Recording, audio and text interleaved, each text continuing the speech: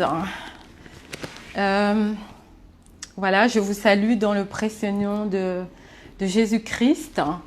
Et c'est un privilège et un honneur. Et je voudrais tout d'abord remercier l'évangéliste Alain.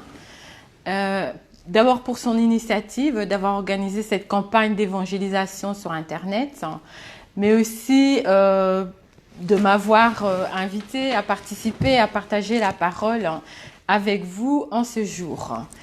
Je bénis le Seigneur et je crois que nous allons passer un bon moment ensemble. Et par la grâce de Dieu, tout va bien se passer. Je n'ai pas l'habitude de faire des lives sur Facebook. Amen. Nous allons prier, nous allons remettre ce moment entre les mains de Dieu. Alléluia. Seigneur, je te bénis, je te rends grâce. Merci encore cet après-midi pour cette opportunité. Merci pour ce privilège de pouvoir partager ta parole cet après-midi dans cet événement, cette campagne d'évangélisation intitulée La guerre contre les esprits invisibles. Je te bénis Seigneur et Saint-Esprit de Dieu, je t'invite sur ce moment. Je te demande de venir régner sur ce moment. Je te demande de prendre le contrôle. Je te demande de prendre le contrôle de tout mon être afin que je puisse partager la parole avec ton peuple. Dans le nom puissant de Jésus, bénis ce moment, bénis ces instants, dirige et conduis toutes choses. Oins ce moment, que ton huile, Seigneur, coule sur moi afin que je sois capable de délivrer la parole telle que tu l'as déposée dans mon cœur. Dans le nom puissant de Jésus de Nazareth. Amen. Alléluia. Donc voilà, nous sommes ensemble cet après-midi et le thème que le Seigneur a déposé dans mon cœur, c'est l'humilité devant Dieu pour rentrer dans la victoire que Jésus nous a acquise à la croix. Amen. Nous savons que nous sommes engagés dans un combat. Que nous le voulions ou pas, que nous en soyons conscients ou pas, nous sommes tous engagés dans un combat, mais Jésus a vaincu. Alléluia. Nous savons que Jésus a vaincu la puissance de la mort, il a vaincu la puissance des ténèbres, il a vaincu le diable. Lorsqu'il est mort à la croix, il a dépouillé les dominations, les autorités, les principautés, il les a livrés publiquement au spectacle. Nous savons que Jésus a vaincu Satan, Jésus a vaincu le diable. Et une fois qu'il a accompli l'œuvre qu'il a accomplie à la croix, la Bible nous dit qu'il est ressuscité d'entre les morts et qu'il est allé s'asseoir à la droite du Père dans les lieux célestes. Mais il n'est pas allé seul. La Bible dit qu'il nous a ressuscités avec lui et que nous sommes assis avec lui dans les lieux célestes, au-dessus des dominations, au-dessus des principautés, au-dessus des puissances. Nous sommes assis avec lui. Mais la question que je pose cet après-midi, parce que nous sommes exaltés, nous sommes dans une position élevée avec Christ, mais pourquoi est-ce que parfois nous n'expérimentons pas cette victoire dans notre quotidien, dans notre vie quotidienne? Il semble comme si beaucoup d'entre nous sommes dans des combats qui n'ont pas de fin, des combats qui n'en finissent pas. Certaines personnes sont dans des combats qui durent même pendant des années. Et c'est comme si ils n'arrivent jamais à percer. C'est comme s'ils n'arrivent jamais à entrer dans cette victoire. C'est comme s'ils n'arrivent jamais à vivre la vie abondante que Jésus est venu nous obtenir en mourant à la croix et en triomphant du diable. Amen. Et c'est pourquoi cet après-midi, j'aimerais partager avec vous quelques passages de la Bible qui vont nous donner des enseignements et nous montrer comment nous pouvons entrer dans cette victoire, comment nous pouvons expérimenter cette victoire. Et donc le titre, c'est l'humilité devant Dieu. Amen. C'est que nous devons nous humilier devant Dieu. Et pour cela, nous allons voir l'histoire du roi Josaphat dans 2 Chroniques au chapitre 20. C'est une de mes histoires favorites dans la Bible. Amen. C'est une de mes histoires favorites. Et nous allons lire à partir du verset 1 jusqu'au verset 3. Amen. Donc, si vous avez vos Bibles, prenez vos Bibles avec moi et nous lisons ensemble. Après cela, les fils de Moab et les fils d'Ammon et avec eux des Maonites marchèrent contre Josaphat pour lui faire la guerre. On vint en informer Josaphat en disant « Une multitude nombreuse s'avance contre toi depuis l'autre côté de la mer, depuis la Syrie, et ils sont à Hatsasson Tamar qui est en En-Gedi. » Dans sa frayeur, Josaphat se disposa à chercher l'Éternel et il publia un jeûne pour tout Juda. Juda s'assembla pour invoquer l'Éternel et l'on vint de toutes les villes de Juda pour chercher l'Éternel. Amen. Nous nous arrêtons là, nous allons continuer après, mais tout d'abord, je voudrais replacer cette histoire dans son contexte. Le roi Josaphat, c'était le roi de Juda à l'époque où Israël était divisé en 2 royaumes. Amen. Et le roi Josaphat il avait une grande armée. Donc, lorsque nous allons voir un peu avant dans 2 Chroniques, le chapitre 17, nous pourrons voir que le roi Josaphat avait une armée de plus de 1 million d'hommes. Amen. Et ici, nous voyons qu'il se trouve dans une situation où il y a 3 armées ennemies qui viennent contre lui. Et Josaphat, qui avait une armée puissante, parce que pour la petite tribu de Juda et la tribu de Benjamin, 1 million d'hommes, c'était énorme. Malgré cela, nous voyons que Josaphat ne s'est pas appuyé sur son armée. Josaphat ne s'est pas appuyé sur ses propres forces. Mais comme la Bible nous dit ici, il s'est disposé à chercher l'Éternel. Il a publié un jeûne dans tout Juda pour invoquer l'Éternel. Et la Bible dit que de toutes les villes de Juda, ils sont venus pour chercher l'Éternel. Amen. Donc, malgré sa puissance militaire, malgré qu'il avait une armée de plus de 1 million de personnes, c'est plus que l'armée américaine, c'est plus que l'armée belge, c'est plus que l'armée même d'Israël à notre époque. Malgré cela, lorsqu'il a su que des peuples ennemis venaient contre lui, il ne s'est pas dit « j'ai une armée puissante, je pars en guerre ». Non, qu'est-ce qu'il a dit? Il a rassemblé son peuple et il a dit « jeûnons et prions ». Amen. Et qu'est-ce qui s'est passé? Il a reconnu que Dieu est puissant, que Dieu est élevé, que Dieu est souverain, que Dieu est au-dessus de tout. Amen. Il a prié. Et qu'est-ce qui s'est passé? La suite, nous le voyons dans le verset 14. Je ne peux pas tout lire parce que je n'aurai pas assez de temps pour tout lire. Ou nous pouvons lire le verset 13 et 14. Voici ce que la Bible dit. Tout Juda se tenait debout devant l'Éternel avec leurs petits-enfants, leurs femmes et leurs fils. Alors l'Esprit de l'Éternel saisit au milieu de l'assemblée Jacaziel, fils de Zacharie, fils de Benaja, fils de Jéiel, fils de Mattania, lévite d'entre les fils d'Asaph. Et Jacaziel dit, « Soyez attentifs tout Juda et habitants de Jérusalem, et toi, roi Josaphat. Ainsi vous parle l'Éternel. Ne craignez point et ne vous effrayez point devant cette multitude nombreuse, car ce ne sera pas vous qui combattrez, ce sera Dieu. Demain, descendez contre eux. Ils vont monter par la colline de Tzitz et vous les trouverez à l'extrémité de la vallée en face du désert de Jéruel.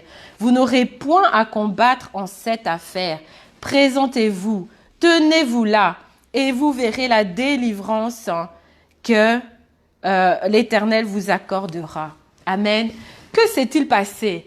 Lorsqu'ils se sont humiliés devant Dieu, lorsqu'ils ont reconnu que avec leur propre force, ils n'y arriveront pas. Lorsqu'ils ont reconnu qu'ils avaient besoin de Dieu, alléluia, ils se sont humiliés, ils ont prié, ils ont jeûné. Que s'est-il passé?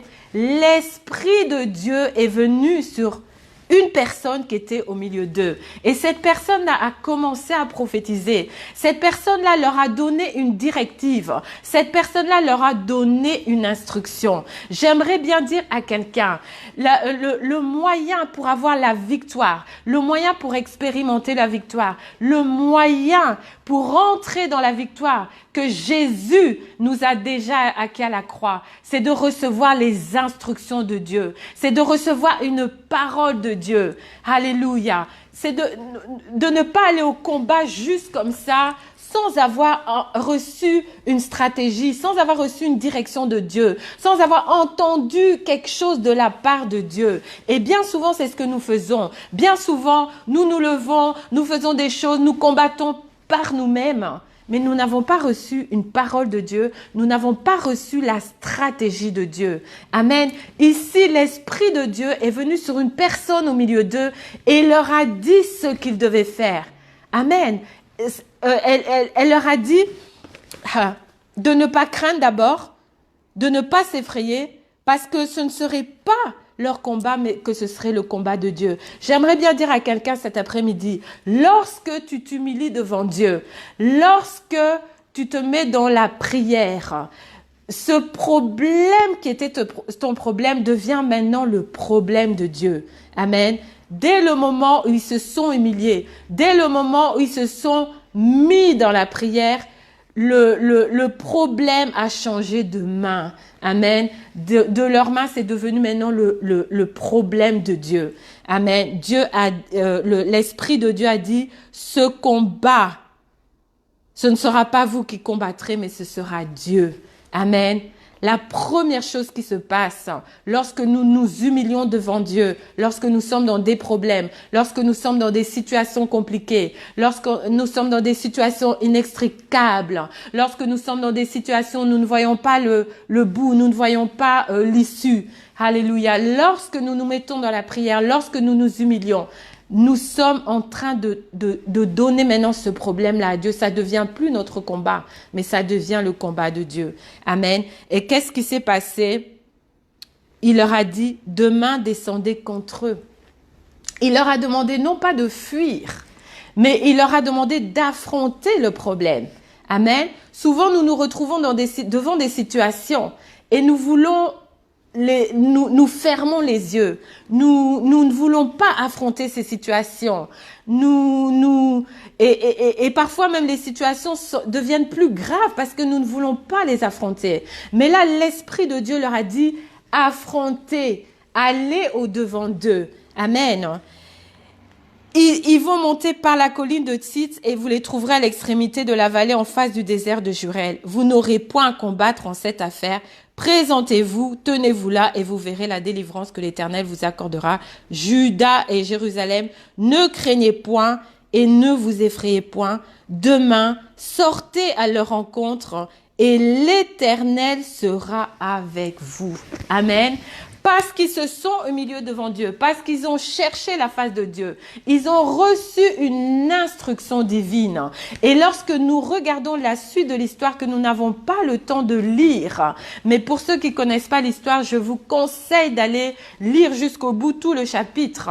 Nous voyons que quand ils ont obéi à Dieu, ils ont suivi l'instruction de Dieu, ils ont suivi l'instruction divine, ils ont eu la victoire. Amen. Ils n'ont pas eu à combattre. Tout ce qu'ils ont eu à faire, c'était simplement de louer Dieu.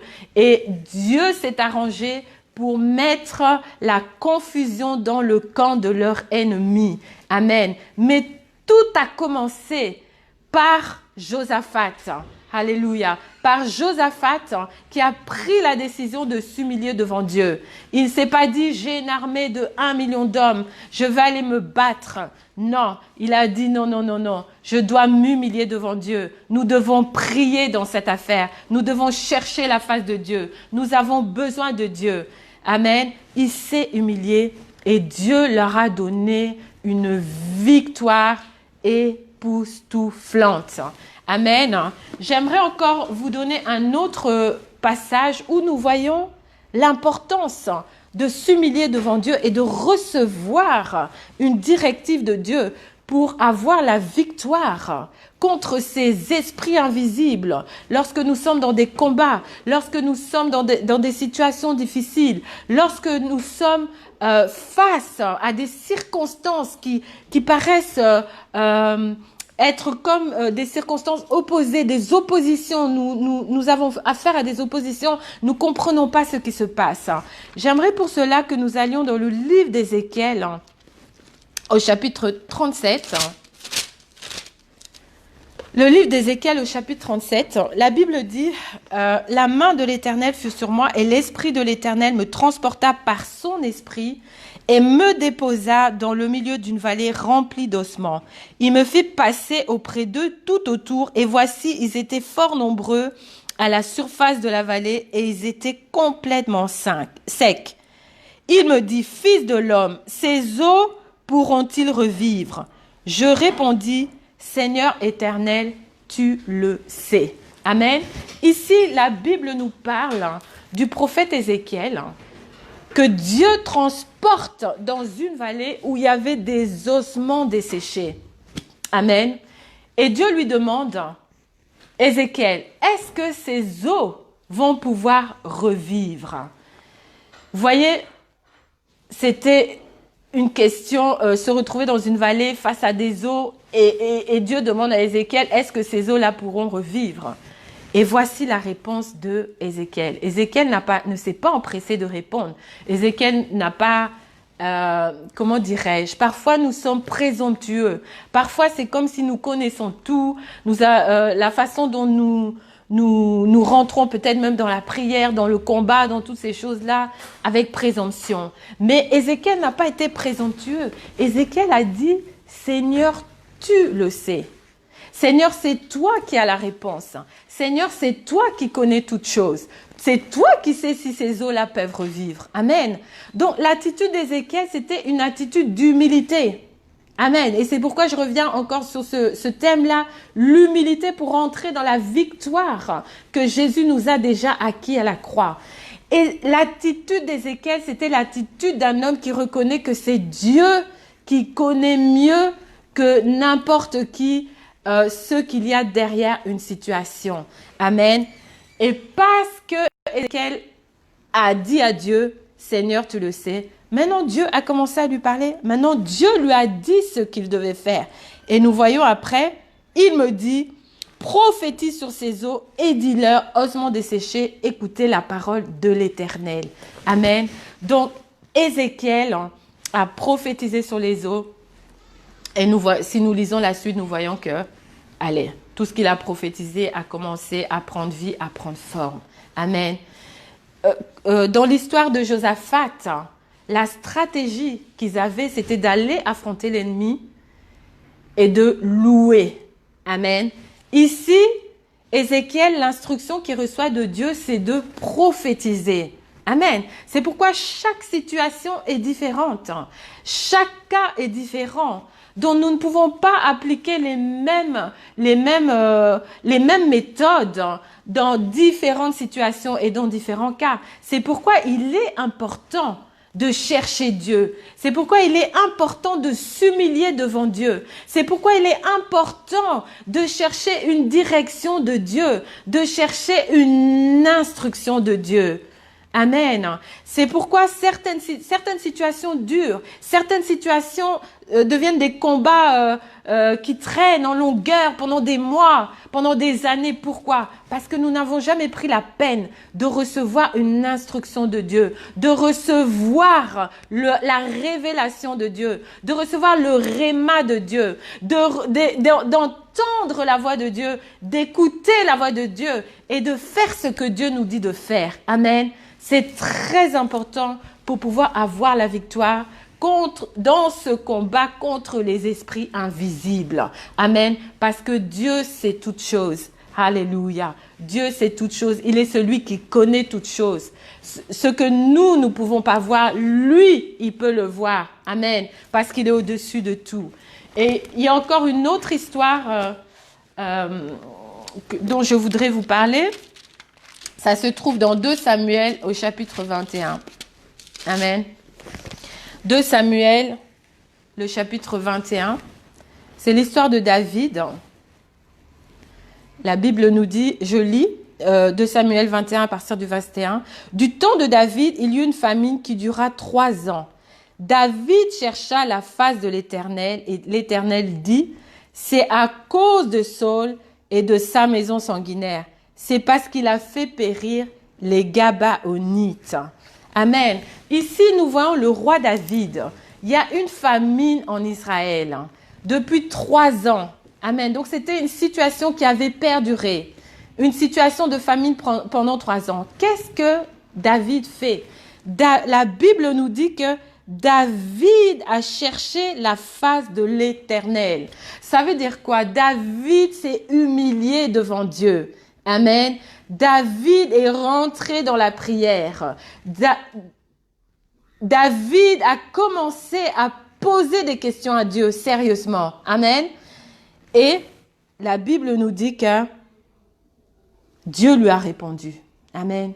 Dieu dit, invoque-moi, je te répondrai. Je te montrerai des choses cachées que tu ne connais pas. Amen. Dieu nous demande de l'invoquer. Dieu nous demande de lui poser des questions. Dieu nous demande de venir dans sa présence et de lui poser des questions. Si nous ne posons pas des questions à Dieu, nous n'aurons pas de réponse.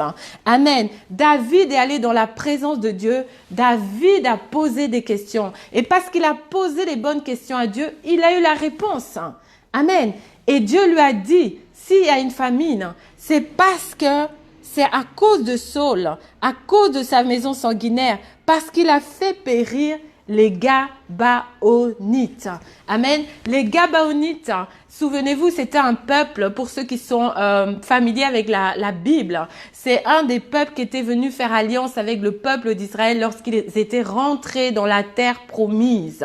Amen. Dieu leur avait dit de détruire toutes les nations qui se trouvaient dans Canaan, qui ne devaient pas faire d'alliance avec eux.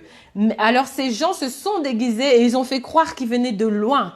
Et le peuple d'Israël, au lieu de chercher Dieu, Dieu leur aurait révélé, non, ils ont fait alliance avec ce peuple. Et comme Dieu est un Dieu d'alliance, Dieu est un Dieu qui respecte les alliances, Dieu est un Dieu qui respecte l'alliance, eh ben, une fois, même si c'était pas dans la volonté de Dieu qu'il fasse alliance avec ce peuple-là, mais une fois que l'alliance a été conclue, l'alliance devant Dieu était valide. Ce qui fait que lorsque Saoul, maintenant, a voulu détruire ce peuple, cela a amené une malédiction sur le pays. Amen. Et donc, David a reçu la raison pour laquelle il y avait une malédiction sur le pays. Amen. Parfois, il y a des situations dans nos vies qui perdurent. Parfois, il y a des situations qui prennent des années. Nous prions, mais rien ne se passe. Nous devons poser les bonnes questions à Dieu. Et si nous posons les bonnes questions à Dieu, nous aurons la réponse. Comme David. Amen. Et parce qu'il a posé les bonnes questions, il a eu la bonne réponse. Et Dieu lui a il a eu les instructions. Il a su ce qu'il devait faire pour pouvoir briser cette malédiction. Amen. Il y a dû avoir une restitution. Et si nous voyons un peu plus loin, nous voyons que lorsque la restitution a été faite, la Bible dit, après cela, Dieu fut apaisé envers le pays. Amen. Donc voilà, j'aimerais vous dire que c'est très important si nous voulons voulons marcher dans cette victoire qui nous est déjà acquise. Si nous voulons marcher dans cette victoire, si nous voulons expérimenter cette victoire, nous devons nous humilier devant Dieu et nous devons recevoir ses instructions. Nous devons recevoir ses directions. Nous devons recevoir ses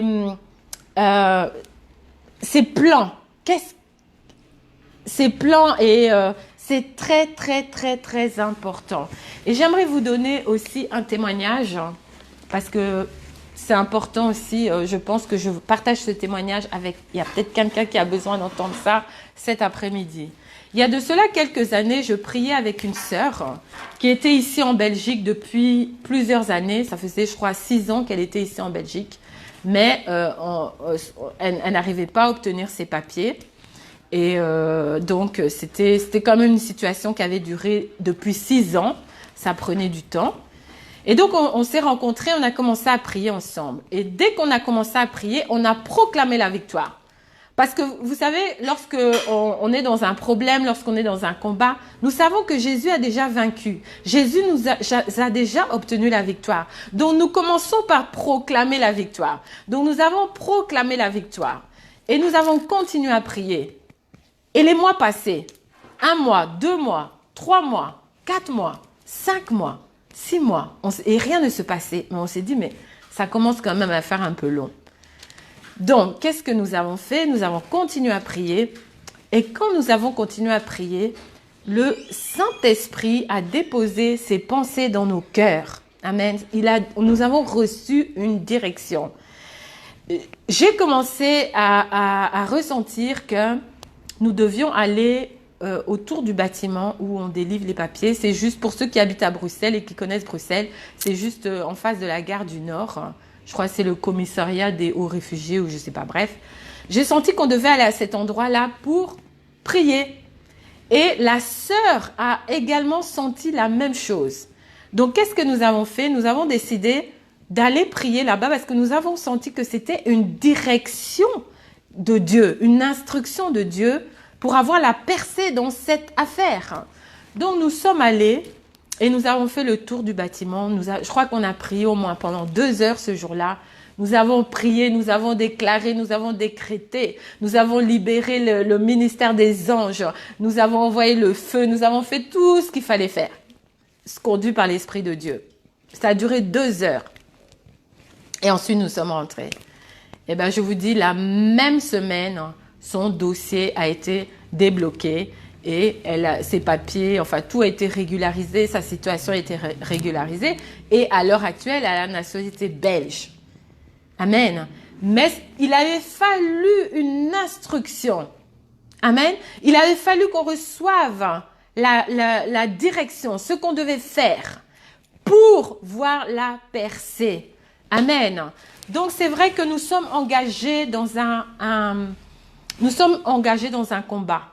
Nous sommes engagés dans un combat contre des esprits invisibles. Amen.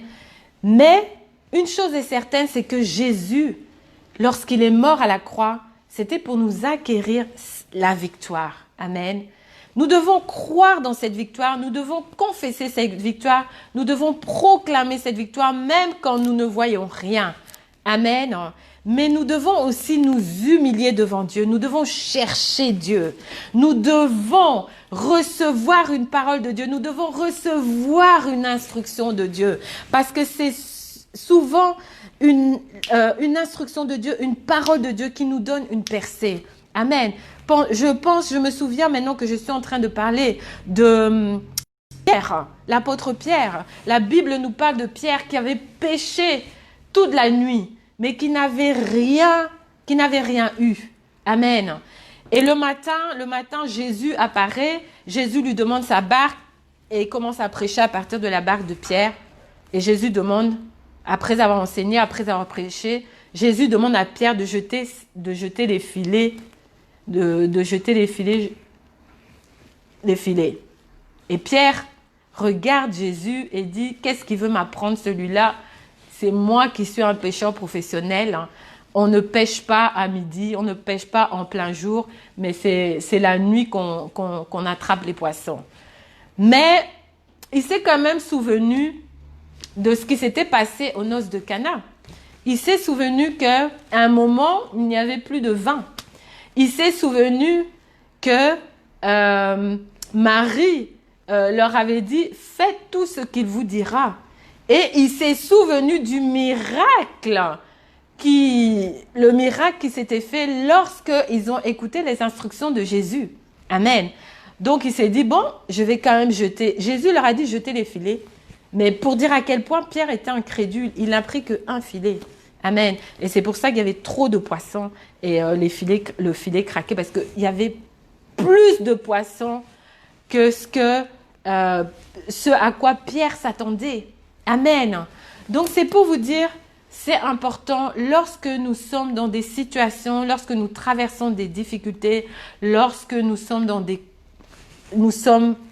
dans ce combat-là face à des esprits invisibles, des esprits que nous ne pouvons pas voir. C'est important de pouvoir recevoir les instructions de Dieu, de pouvoir recevoir une direction divine, de pouvoir entendre la voix de Dieu. Amen. Là, quand je méditais là-dessus ce matin, je me disais la chose la plus importante, la chose la plus précieuse qu'on peut avoir sur cette terre, c'est de pouvoir entendre la voix de Dieu, entendre la voix de celui qui a créé le ciel, la terre et la mer, le créateur de l'univers tout entier. C'est la chose la plus précieuse. Amen.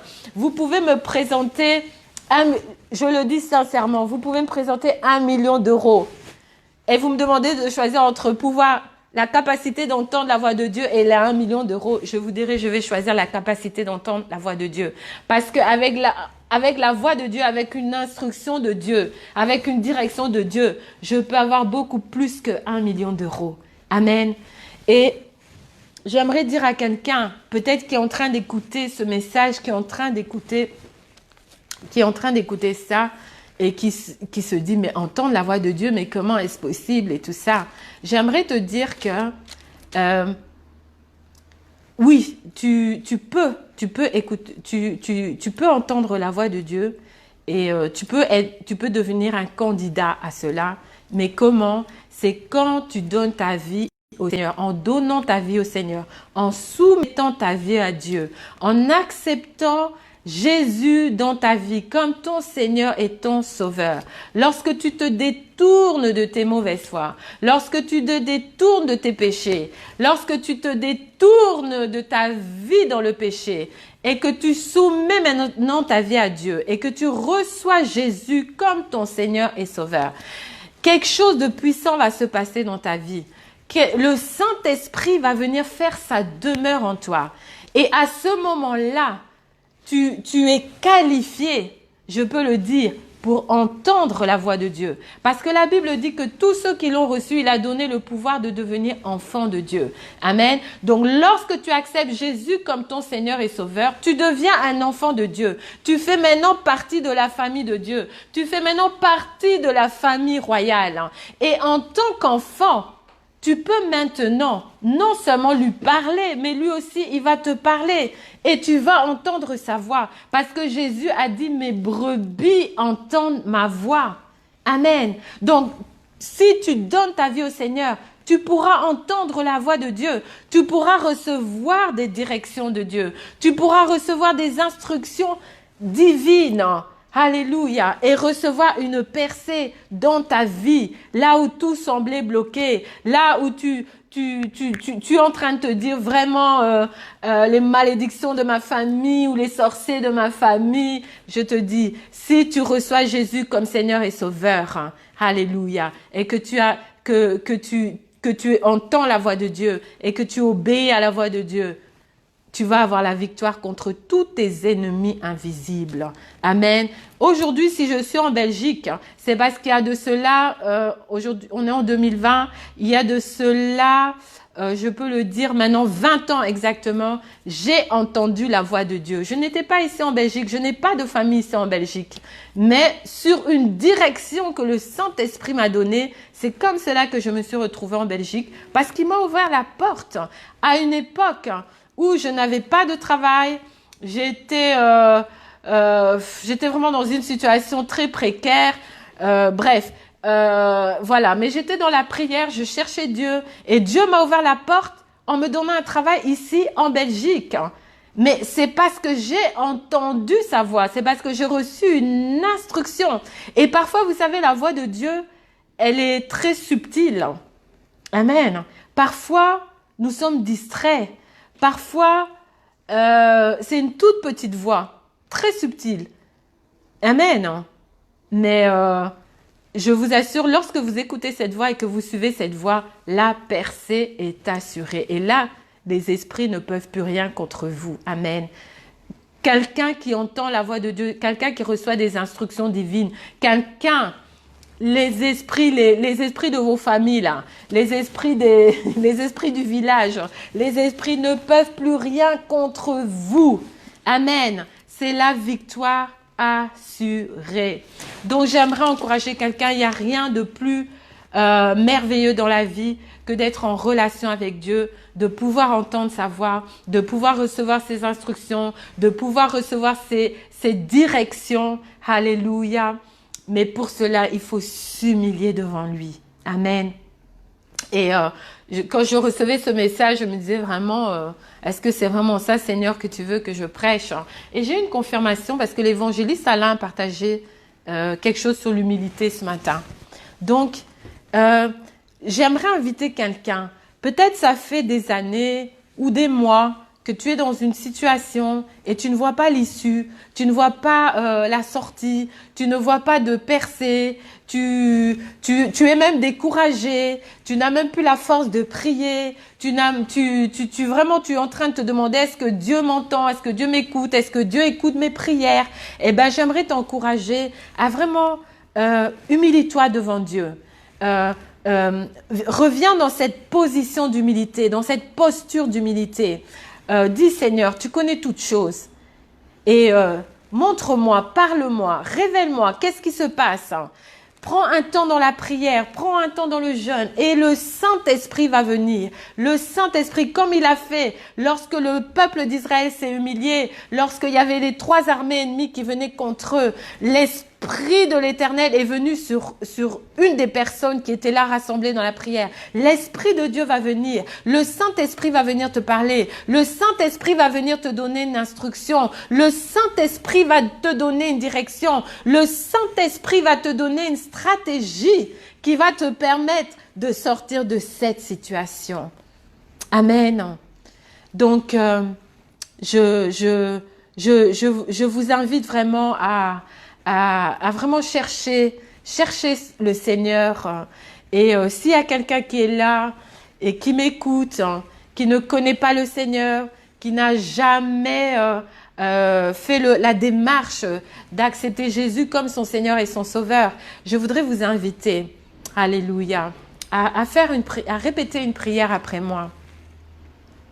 Et je peux vous assurer que lorsque vous aurez fait cette prière, vous allez être une nouvelle créature, une nouvelle création, un enfant de Dieu. Amen. Parce que la Bible dit, je vais le lire dans Romains au chapitre 10, parce que je veux vraiment que les mots soient exacts. Amen.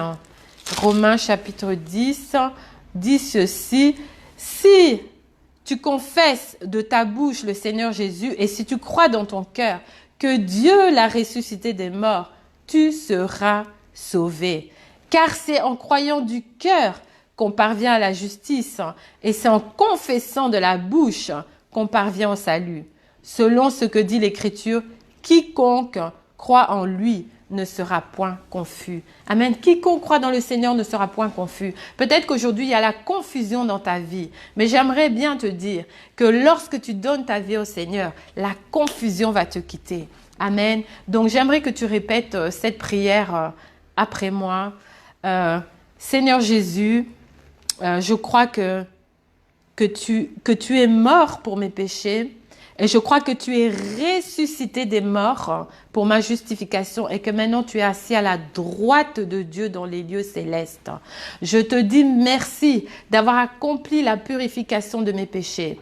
Je te demande pardon pour tous mes péchés. Et je te dis merci pour le pardon, merci pour la purification, merci pour ton sang qui me lave et qui me purifie de tout péché.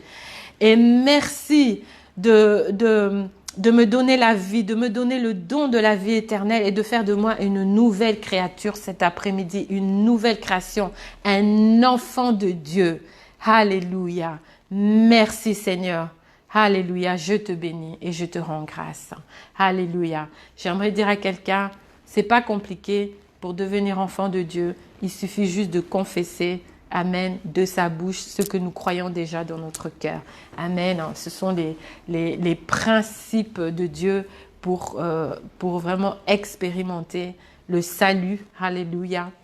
Donc, je vous bénis et je vous encourage vraiment à vivre cette nouvelle vie et avec le Seigneur. Et je peux vous assurer que vous entendrez sa voix. Et que vous entendrez sa voix parce que Jésus a fait cette promesse, mes brebis entendent ma voix. Amen. Et lorsque vous entendez la voix de Dieu, lorsque vous recevez une instruction de Dieu, c'est la victoire contre les esprits invisibles. Shalom, shalom, soyez bénis et à très bientôt. Amen.